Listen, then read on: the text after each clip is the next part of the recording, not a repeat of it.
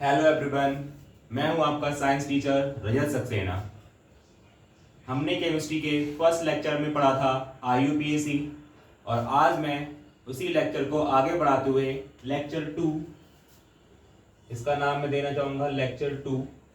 और हम ये आईयूपीएसी क्लास 10th के लिए पढ़ रहे हैं, जो बोर्ड में मैक्सिमम 4 नंबर का आती है, मैक्सिमम 4 नंबर क्लास 10th। तो आईयूपीएसी में हम लोगों ने जब पढ़ा था तो आईयूपीएसी का यूज क्यों किया जाता है इसके बारे में तो मैंने बताया था कि जैसे एक गैस है मीथेन गैस, है ना। तो इस मीथेन गैस का नाम मीथेन गैस ही क्यों हुआ, इसके पीछे बहुत सारे रीजन हैं। इससे पहले मैं आपको थोड़ा रिकैप कर दूं कि लास्ट टाइम हमने क्या पढ़ाया था। जैसे मीथेन को इंडियंस लोग दलदली गैस बोलते थे, दलदली गैस, और फॉरेनर बोलते थे मार्स गैस।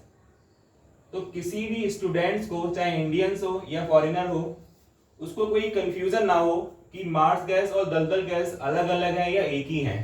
तो इसका नाम पूरे वर्ल्ड वाइड एक रख दिया गया। क्या नाम रखा गया? मीथेन। अब ये मीथेन किस बेस पर रखा गया था, इसको मैंने आपके लिए लास्ट वीडियो में समझाया था। तो इसी को मैं कंटिन्यू करूंगा और आपको बताऊंगा कि ये कैसे मीथेन रखा गया है। और इसके बाद हम लोग पढ़ेंगे root word, primary suffix, secondary suffix. आइए समझते हैं।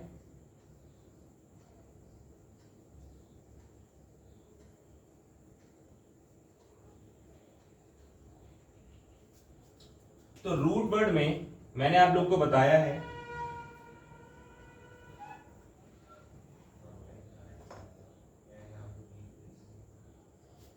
कार्बन की संख्या 1 के लिए हम लोग मेथ बोलते हैं, 2 के लिए हम लोग एथ बोलते हैं, 3 के लिए हम लोग प्रोप बोलते हैं, 4 के लिए हम लोग ब्यूट बोलते हैं, 5 के लिए हम लोग पेंट बोलते हैं, कार्बन 6 के लिए हम लोग हेक्स बोलते हैं, हेक्स बोलते हैं,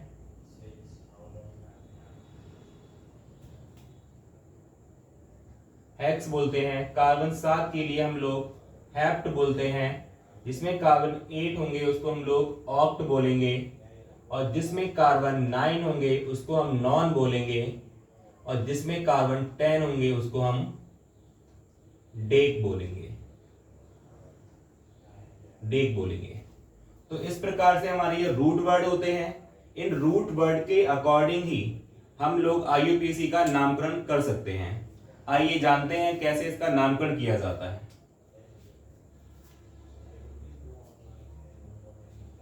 मैं आपके लिए समझाना चाहूंगा। जैसे आप चाहो तो इसका स्क्रीनशॉट ले सकते हैं इन रूट वर्ड्स का।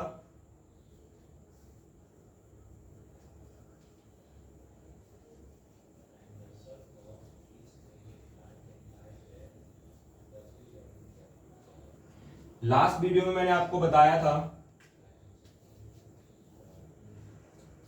कि CH4 को हम लोगों ने किस बेस पर मीथेन बोला था। तो मैंने आपको बताया था कि CH4 जो है, CH4 एल्केन श्रेणी को स्पष्ट करता है। और ये एल्केन श्रेणी जो है, एल्केन श्रेणी प्राइमरी सफिक्स में आती है। किस में आती है? Primary suffix. तो प्राइमरी सफिक्स मैंने आप लोग को बताया था, प्राइमरी मींस होता है प्राथमिक, और सफिक्स होता है जो बाद में लगाया जाता है। अब इसमें कई सारे रूल्स होते हैं, वो मैं आपको समझाना चाहूंगा। जैसे फर्स्ट श्रेणी हमारी आती है प्राइमरी सफिक्स में एल्केन, सेकेंड आती है हमारी प्राइमरी सफिक्स में एल्कीन, और थर्ड आती है हमारी एल्काइन। एल्काइन, ये 3 श्रेणियां आती हैं हमारी प्राइमरी सफिक्स में। और ये कैसे वर्क करती हैं, कैसे आईयूपीएसी के नाम बनाने में सहायता देती हैं, आइए जानते हैं इसको। तो पहली हम श्रेणी पढ़ते हैं एल्केन श्रेणी, और इसके आज हम कई सारे एग्जांपल्स करेंगे जिससे आपके लिए कोई भी कंफ्यूजन ना रहे, कोई भी किसी प्रकार का कंफ्यूजन ना रहे कि हम इसको कैसे यूज कर रहे हैं। जैसे मैंने आपके लिए लास्ट वीडियो में बताया था कि इसका जो सामान्य सूत्र होता है वो होता है CnH2n+2। क्लियर। अब मैंने ये भी बताया था कि इसका नाम मेथेन हम लोगों ने किस बेस पर रखा है। तो एल्केन श्रेणी में क्या होता है, सामान्य सूत्र CnH2n+2 होता है और क्या होगा, इसकी जो साउंड होगा वो होगा एन। क्या साउंड होगा, एन। क्लियर है। अब देखते हैं, देखो CH4 को सॉल्व करते हैं, ये CH4 मेथेन ही कैसे है। तो रूट वर्ड सबसे पहले देखेंगे कि इसमें रूट वर्ड क्या लगेगा। रूट वर्ड डिपेंड होता है कार्बन पर। कार्बन कितने हैं, एक कार्बन है, यानी कि यहां आ जाएगा मेथ। क्या आ जाएगा, मेथ। प्लस अब क्या है, इसका नाम तो मेथेन है तो खाली मेथ आ गया। अब इसको हम क्या देखेंगे कि इसमें जो हमारा ये CH4 है, क्या ये एल्केन श्रेणी से स्पष्ट होता है। आइए देखते हैं। यहां पर इस सूत्र में जो N है, मैंने लास्ट वीडियो में बताया था आपके लिए, N होता है नंबर ऑफ कार्बन एटम। यहां पर कितने कार्बन है, जैसे इसको सूत्र को दोबारा लिखते हैं, CnH2n+2। N क्या है, नंबर ऑफ कार्बन। कितने कार्बन है इसमें, एक कार्बन है। H2 इंटू 1 प्लस 2, तो क्या होता है, 2 एकम 2 और ये 2 कितने हो गए, 4। 2 एकम 2 और 2 4, यानी कि CH4। ये CH4 क्या हो रहा है, इस एल्केन श्रेणी से स्पष्ट हो रहा है। तो इससे ये सिद्ध होता है कि भाई इस मेथ में हम लोग क्या लगाएंगे, एल्केन श्रेणी का साउंड एन लगाएंगे। क्या लगाएंगे, एन, और ये हमारा बन जाएगा मेथेन। तो इस प्रकार से हमको मालूम हो गया है कि प्राइमरी सफिक्स हम लोग कैसे यूज करेंगे।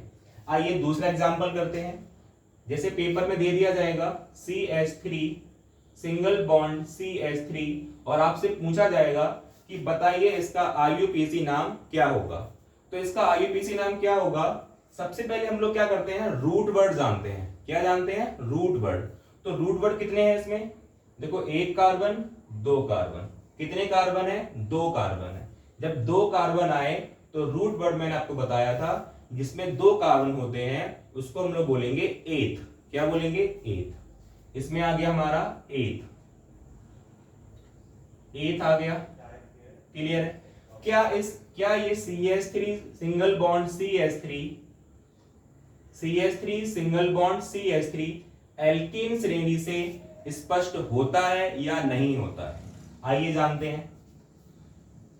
फॉर्मूला क्या है, CnH2n+2। इसको मैं ऐसे कर दे रहा हूं, CnH2n+2। N क्या है, नंबर ऑफ कार्बन एटम। इसमें कार्बन कितने हैं, N बराबर 2। क्लियर। तो यहां हम लिखेंगे C into 2 H2 into 2 plus 2, 2 दूनी 4 और 2 6, यानी कि C2H6।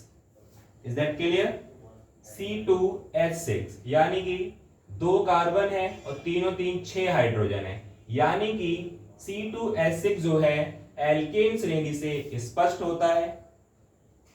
तो इस प्रकार हम इसमें एथ में क्या लगा देंगे, इसका साउंड एन लगा देंगे।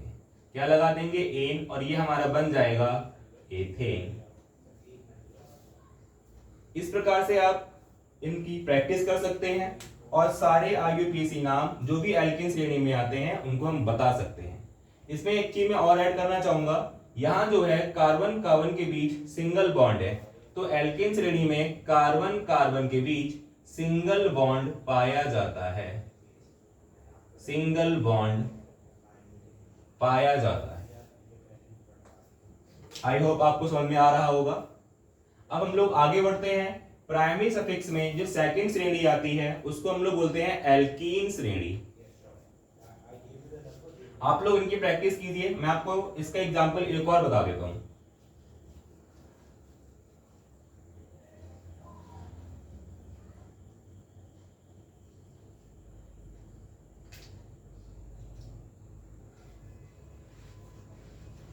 एक और एग्जांपल आपको बताता हूं मैं।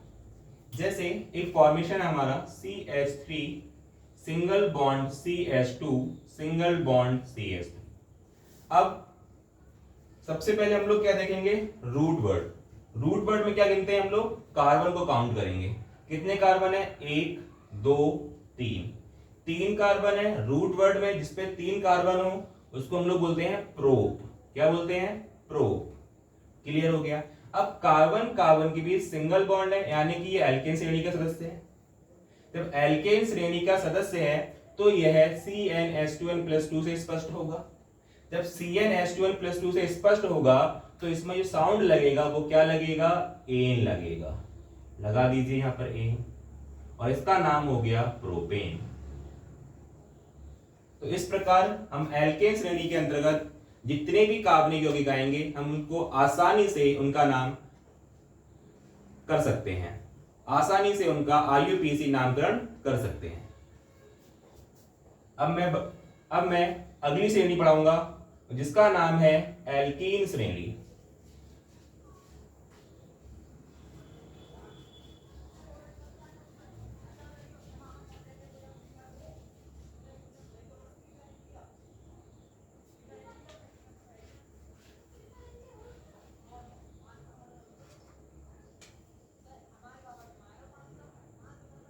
एल्कीन श्रेणी, एल्कीन श्रेणी का जो सामान्य सूत्र होता है वह होता है CnH2n, और कार्बन कार्बन के बीच डबल बॉन्ड पाया जाएगा तथा इसमें जो आवाज होगी वो होगी हमारी इन। क्लियर। आइए समझते हैं ये कैसे काम करता है। जैसे एक एग्जाम्पल दिया है और पूछा गया है कि इसका IUPAC नाम बताइए। क्या है नाम, CH2 डबल बॉन्ड CH2। अब CH2 डबल बॉन्ड CH2 हमको नहीं पता है कि इसका IUPAC नाम क्या होगा, बस हमें बस रूल पता है कि जब कार्बन कार्बन के बीच डबल बॉन्ड आ जाए तो वह एल्कीन का सदस्य होता है, यानी कि एल्कीन श्रेणी का सदस्य होता है। अब एल्कीन श्रेणी का सदस्य है तो CnH2n से स्पष्ट होगा। क्लियर है। तो इसका IUPAC नाम बनाते समय सबसे पहले हम लोग क्या करेंगे, रूट वर्ड को जानेंगे। अब रूट वर्ड किस पे डिपेंड होता है, कार्बन पर। तो कार्बन कितने हैं, 1 2। जब 2 कार्बन है तो क्या आएगा यहां पर, 8 आएगा। क्या आएगा, 8 लिख दिया 8। और कार्बन कार्बन के बीच डबल बॉन्ड है, एल्केन श्रेणी का सदस्य है, तो इसमें जो साउंड लगेगा वो क्या लगेगा, इन लगेगा। लगा दिए यहां पर इन, और इसका नाम क्या हो गया, एथीन। क्लियर। तो इस प्रकार हम एल्कीन श्रेणी के सारे सदस्यों को सॉल्व कर पाएंगे और उनका